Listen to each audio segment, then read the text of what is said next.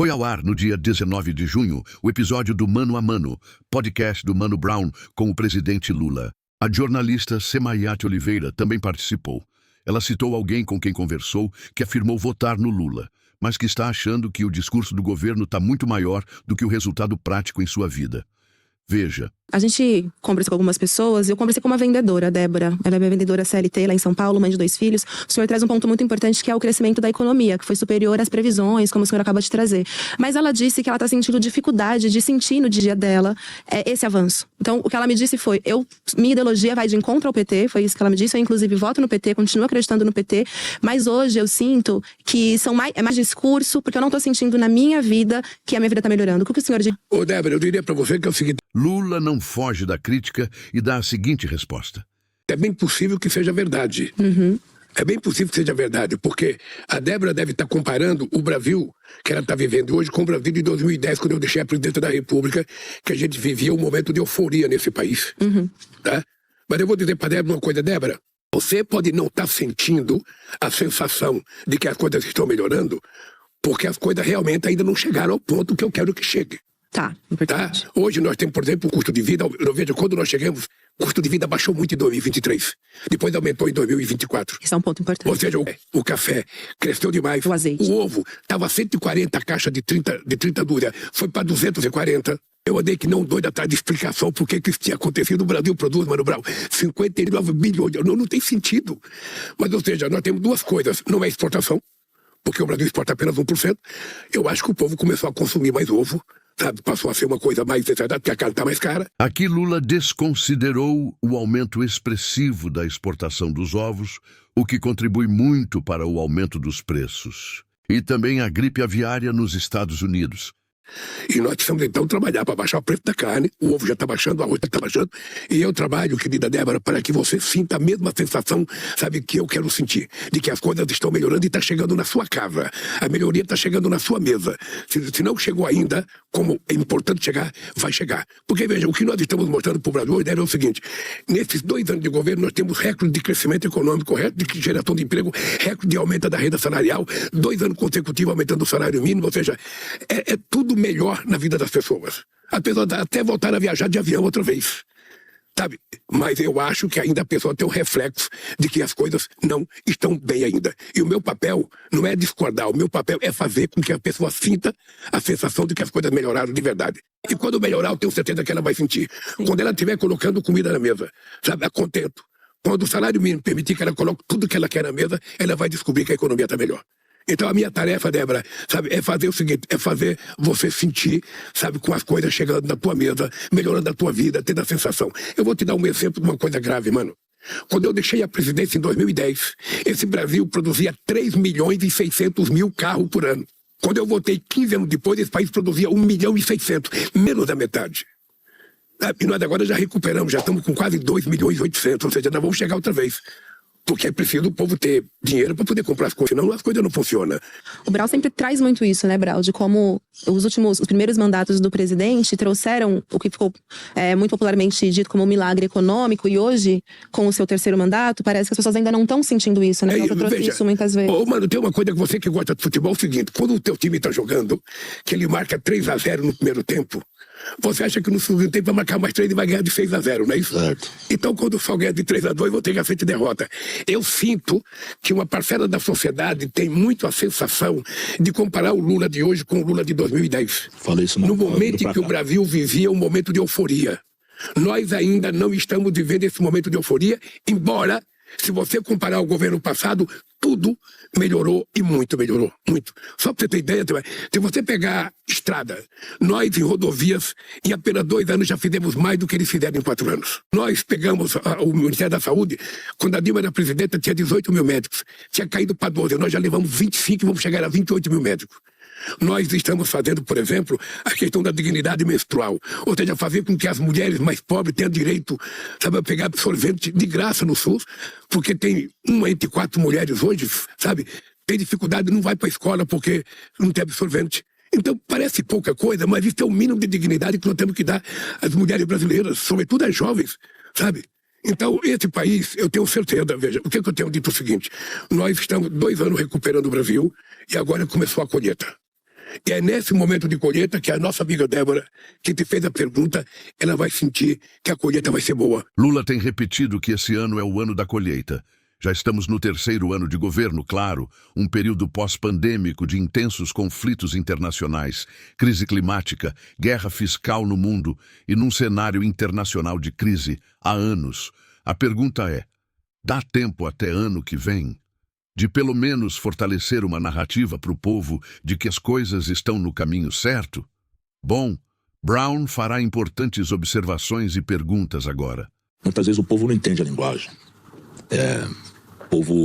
Eu digo o povo quem?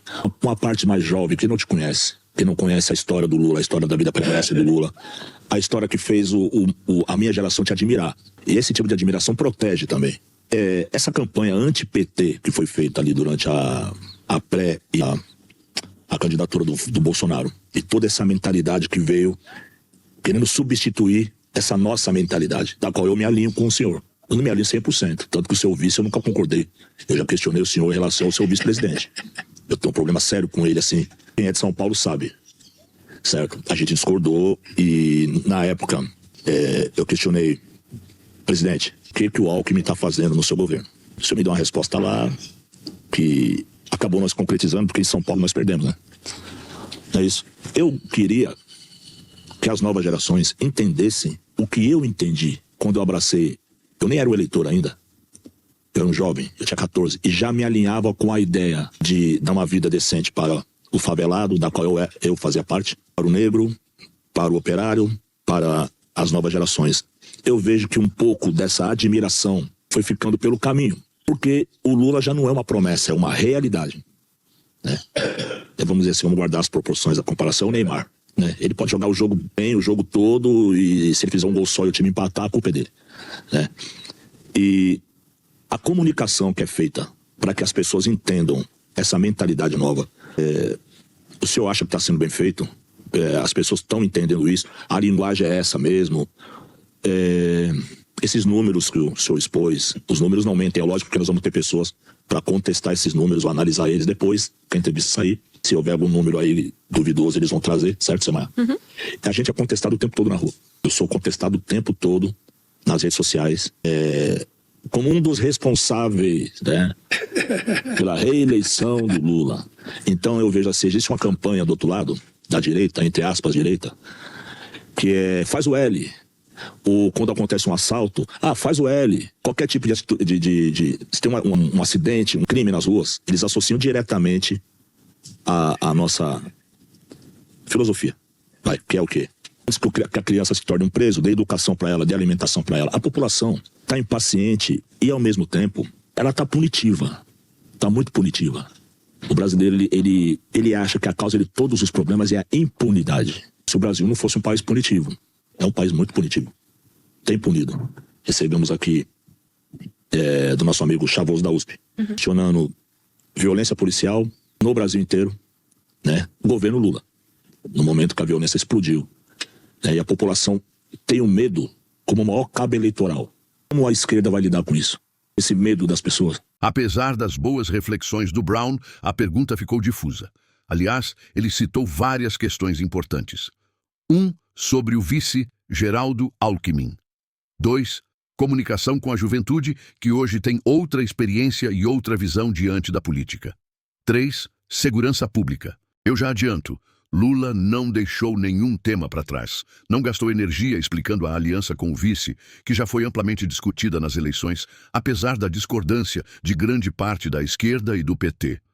Mas ele ressaltou a importância prática de Geraldo Alckmin nesse governo. Fez também uma importante reflexão sobre a juventude e especialmente sobre as redes e a dependência digital, entrando também no assunto comunicação. E não deixou de aproveitar o momento para falar sobre alguns programas destinados à juventude. Também tratou sobre a segurança pública, felizmente sem o discurso clichê de parte da esquerda, mas citando a PEC da segurança pública como uma vontade do governo de ser corresponsável pela segurança, que hoje está sob os estados. E destacou que a violência pode ser combatida se antecipando a ela, ao invés de só reagindo. Vamos às respostas. Olha, Mano, você falou muita coisa, e eu gostaria de responder cada coisa que você falou. A primeira é a do Alckmin, sabe? O Alckmin tem feito um trabalho extraordinário na vice-presidência. Ele é ministro do Desenvolvimento, Indústria e Comércio e tem feito um trabalho extraordinário, sabe? Para que a indústria brasileira volte a crescer. E depois de 14 anos, a indústria brasileira voltou a crescer 3,4%. Porque nós criamos um programa chamado Nova Indústria Brasil. Pegamos 6 eixos de indústria, uma delas é a saúde, em que a gente está fazendo com que o Brasil se transforme num país de ponta na produção de equipamentos de saúde nesse país. Até porque o Brasil é o único país que tem um sistema de saúde universal, o único país acima de 100 milhões de habitantes que tem um programa universal de saúde, e ele então pode comprar muitas das coisas que ele mesmo produz. Então, do ponto de vista disso, o Alckmin tem feito um trabalho extraordinário. E depois uma coisa que eu aprendi é que o Alckmin tem uma lealdade extraordinária na relação comigo. Eu, sinceramente, acho que foi um acerto trazer o Alckmin para ser vice, sabe? Porque senão você poderia trazer uma pessoa que depois ficasse tentando, como o Temer, dar um golpe na Dilma, sabe? O Alckmin não é esse tipo de gente. Portanto, ele é um cara que tem contribuído de forma extraordinária no nosso trabalho. A segunda coisa, como falar com a juventude. Você sabe que a juventude, sabe, ela precisa ter sempre uma linguagem renovada a cada momento histórico, porque ela é mais exigente, ela é mais rebelde, ela vai se posiciona sabendo das coisas, ela vai se posiciona não sabendo das coisas, e nós temos a questão das redes digitais. Mudou o comportamento do ser humano, mudou radicalmente. Alguns chamam de rede social, eu chamo de rede digital, porque de social tem pouca coisa e de ódio tem muita coisa. Tá? Então hoje as pessoas mudaram de comportamento porque as pessoas é o seguinte, cada um é dono de si hoje, cada um é o seu repórter, cada um é a sua notícia, ninguém quer também mandar notícia do outro, ele quer dar a sua notícia, sabe? E as pessoas estão vivendo um momento muito grande que eu chamo de dependência digital, ou seja, as pessoas não conseguem mais largar o celular, as pessoas ficam vendo coisas interessantes e muitas coisas que não são interessantes, então as pessoas mudam de comportamento, as pessoas estão se individualizando, muito se individualizando. Sabe, ou seja, aquela história de viver em comunidade, sabe, as pessoas criam a comunidade do Zap, sabe, que tem dado mais confusão do que ajuda, tem dado mais intriga do que ajuda. Então, um linguajar novo, nós estamos trabalhando isso. Você está sabendo que eu, inclusive, troquei o Ministério da Comunicação e troquei a SECOM para que a gente possa criar uma nova dinâmica. O que eu quero, na verdade? Eu quero que as pessoas saibam o que nós estamos fazendo. Depois que as pessoas souberem o que nós estamos fazendo, eu quero saber se ela concorda ou não com aquilo que a gente está fazendo. Mas a primeira coisa é divulgar o que a gente está fazendo. Eu quero que a molecada saiba o que é o programa Pé de Meia. Eu quero que a menina saiba o que é a escola de tempo integral. Porque quando a gente fala de violência, o Pé de Meia é um programa educacional que livra a meninada de 14, 15, 16 anos da violência. Porque ele vai ficar na escola, não vai ficar na rua. O programa de tempo integral, escola de tempo integral, é um jeito fantástico de você tirar a meninada da rua e dar tranquilidade aos pais que vão poder trabalhar, sabendo que a molecada está dentro de uma escola, aprendendo, sabe, humanas exatas, aprendendo cultura, aprendendo o que quiser. Ao mesmo tempo, mano, eu quero que a meninada saiba. Nós temos um programa de alfabetização da sociedade brasileira até o 2º ano de escolaridade, porque o Brasil tem praticamente 68 milhões de pessoas que não conseguiram terminar o ensino fundamental ou fundamental. Então é um trabalho hércules. A terceira coisa que nós temos que saber é o seguinte: o povo sabe, você é de São Paulo, eu sou de São Paulo, você está lembrado que nos anos 80 você só tinha 10 anos de idade, 80, mas você já ouvia as campanhas políticas dizer bandido bom é bandido morto. Já tinha. Você cansou de ouvir. Você cansou de ouvir os programas de Afanado Javá, de Gil Gomes, sabe, que era a pregação de matar a toda hora. Tá?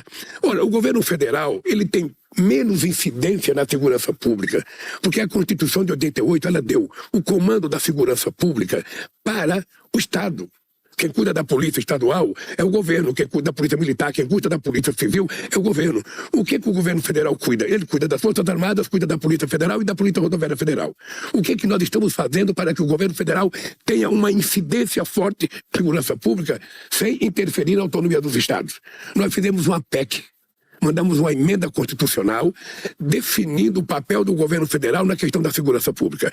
Nós queremos participar mais ativamente com a Polícia Federal, nós queremos participar mais ativamente com a Polícia Rodoviária Federal, nós queremos participar mais ativamente com a Força de Segurança Nacional, que é a Força Nacional que nós criamos, que ainda é muito pequena, para que a gente possa interceder, sabe, no combate à violência, mas que a gente possa interceder para evitar, antecipar a existência da violência. Nós temos que fiscalizar as nossas fronteiras com muito mais força, por isso estamos mandando o comando da Polícia Federal em Manaus, para que a gente possa cuidar, sabe, da nossa fronteira, para que a gente possa cuidar da luta contra o carimbo, da luta contra o desmatamento. Mas é preciso aprovar essa PEC, que você está pretendendo que alguns governadores são contra. porque não querem que o governo federal tenha interferência, sabe, na segurança dos estados. E nós queremos não ter interferência, nós queremos ajudar. É da nossa responsabilidade fazer com que o governo federal participe da segurança pública junto com os governadores. Para isso, nós estamos fazendo essa PEC. Eu espero que esse ano a PEC seja aprovada para que a gente possa definir o papel do governo no enfrentamento à violência no território brasileiro.